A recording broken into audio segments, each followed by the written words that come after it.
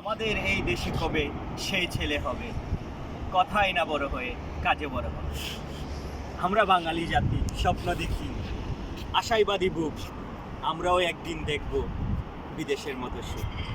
আসলে সেই সুখ আমরা কখনো দেখতে পারবো কিনা জানি না, আর আমরা কাজে কখন বড় হব সেটাও বলতে পারি না। কবির লেখা বইয়ের পাতায় চাপা পড়ে আছে, এখনো সেই ছেলের দেখা মেলেনি। আসলে আমার এই কথাগুলো বলার উদ্দেশ্য হলো আজকে আমি যেইখানে দাঁড়িয়ে আছি এই জায়গাটা গত 3 মাস আগেও এরকম ছিল না।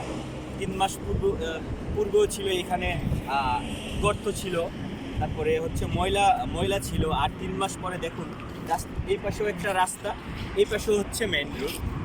এই দুই মেন রুটের মাঝখানে মানুষের হাঁটার জন্য, এক্সারসাইজ করার জন্য কত সুন্দর করে এই জায়গাটুকু করে দেওয়া হয়েছে। দেখুন এইখান থেকে ওই যে আপনার বিল্ডিং, বড় বিল্ডিং, তো ওই বিল্ডিংয়ের শেষ মাথায়। আর এদিকে যদি আপনাদেরকে একটু দেখানোর চেষ্টা করি, এইদিকে হচ্ছে আপনার ওই বড় সাইনবোর্ডের পাশে।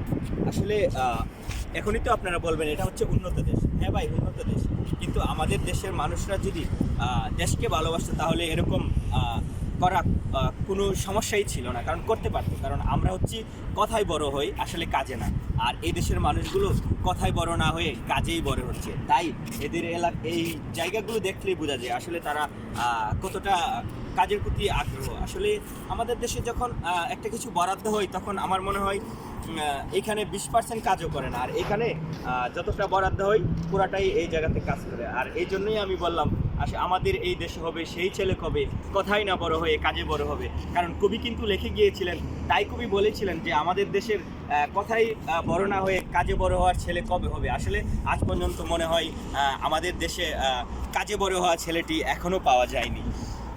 আসলে আপনাদেরকে আমি দেখানোর জন্যই আমি এই কথাগুলো বলতেছি। আসলে দেখুন কত সুন্দর, প্লাস দেখুন এখানে দুর্বা গাছ লাগাইছে। তারপরে এইখানে হচ্ছে আপনার অ্যালোভেরা, এখানে অ্যালোভেরা লাগানো হয়েছে। এই হচ্ছে অ্যালোভেরা। তারপরে হচ্ছে এই যে লাল ফুল, মানে পুরাটাতেই। তারপরে হচ্ছে এদিকে হচ্ছে নিম গাছ।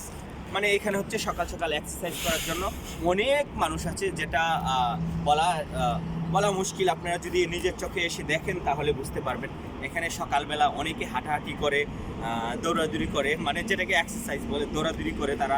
আর সবাই এখানে আসলে আমাদের দেশে আমরা যেহেতু স্বপ্ন দেখতে ভালোবাসি, স্বপ্ন দেখতে দুষ্কি, আমরা স্বপ্ন দেখি আসলে আমাদের দেশেও একদিন উন্নত দেশের মতো হবে ইনশাআল্লাহ, সবাই যদি দেশকে ভালোবাসে।